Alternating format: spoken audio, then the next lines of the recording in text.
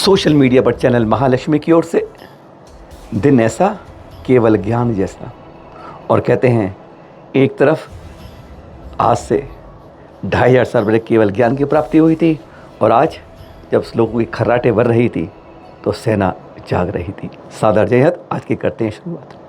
प्रधानमंत्री मोदी जी ने कुछ दिन पहले नवकार दिवस पर, याद है ना आपको, कुछ खास बात कही थी कि 9 के अंक में बड़ी कुछ खास बात है, इसलिए नवकार में है। और आज उन्होंने एक खास बात दिखा दी कि 9 जगह हमले करके 90 आतंकियों को नींद की सुला दिया। 9 में गजब की बात है। ये देख रहे हैं 1:28। घड़ी यही बता रही थी, ज़्यादा घड़ी के चक्कर नहीं घूमे। कहते हैं 24 मिसाइलें पढ़कर सब शांत। ये तो केवल एक टेलर था। भारत माता के सिंदूर पर अगर किसी का हाथ पहुंचा तो वह हाथ ही निकल जाता है। शरीर की तो बात बहुत दूर की है। तबाही के छोटे छोटे मंजर ने बता दिया कि किसी को कार्टून में राफेल दिखाता है, उसका जलजला अब इन मिसाइलों में नहीं जाना पड़ा। उस सीमा को पार नहीं करना पड़ा।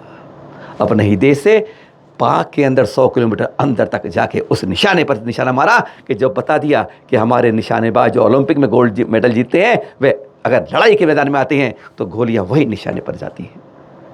किसी पाकिस्तानी को नहीं कहा, किसी निर्दोष को नहीं, जिन्होंने 25 निर्दोष भारतीय और एक नेपाली पर सीने पर गोलियां मारी थी।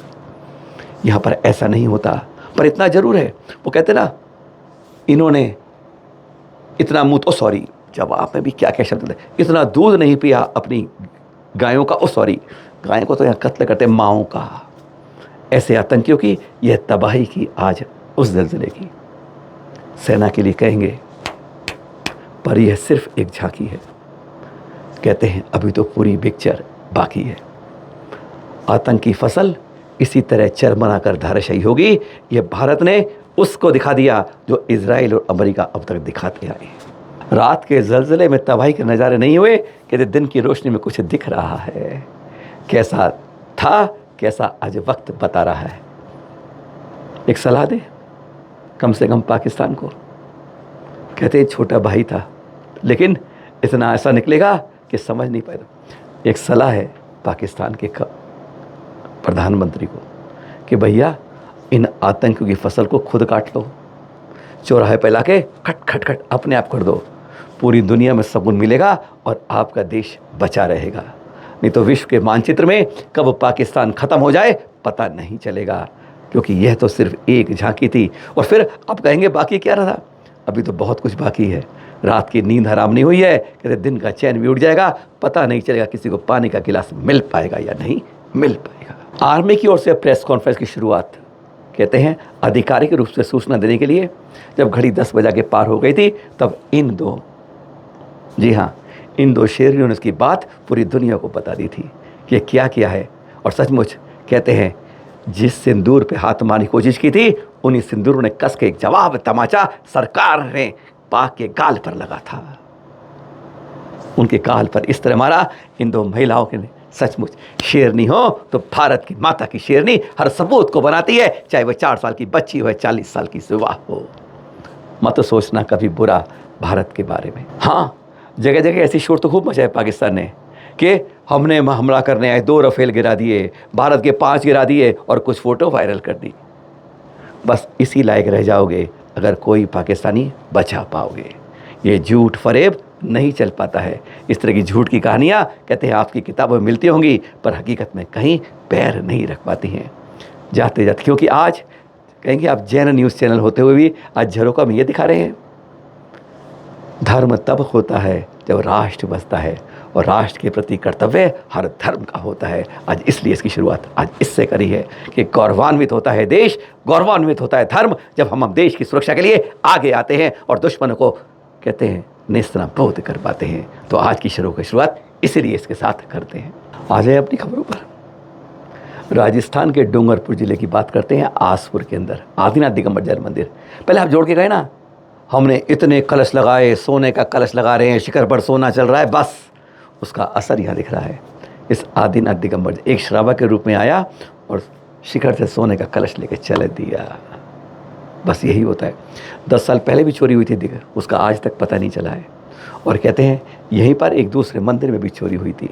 पुलिस तलाशी के आश्वासन देती है, पर हम जो कहते हैं शोर बहुत मचाते हैं और ढिंढोरा पीटते हैं और फिर अपने कलशों को, शिखरों को नहीं बचा पाते हैं।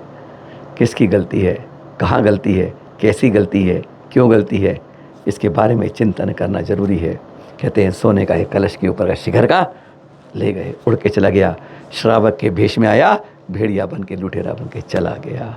पुलिस तफ्तीश कर रही है। कल देर रात की घटना है कि लगभग कहते हैं कि सुबह की तरह की घटना है। कौन गया, कब गया, अभी कुछ पता नहीं चला है।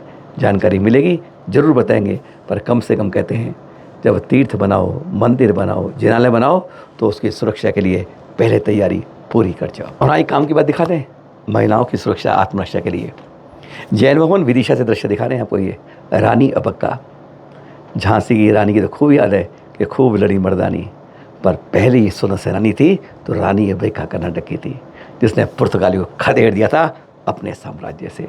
कोई नहीं जानता उस बात को, क्योंकि वह एक जैन रानी थी। पर हाँ, उसके नाम पर यह शुरू हुआ आत्मरक्षा शिविर, जहाँ लठैतियों को लाठियों से कैसे सुरक्षा रखनी है अपने साथ, ये युवा महिलाओं को, बच्चों को, बालिकाओं को बताया जा रहा है। आज ज़रूरत आ पड़ी है, वक्त ऐसा ही है, अपनी सुरक्षा के लिए, अपने देश की सुरक्षा के लिए, अपने परिवार की सुरक्षा के लिए। यह आत्मरक्षा का जो सीन है, दृश्य में दिखा रहे हैं इस शिविर से दूसरे तीसरे दिन के। और जाते जाते ये सूचना समाधि मनन की।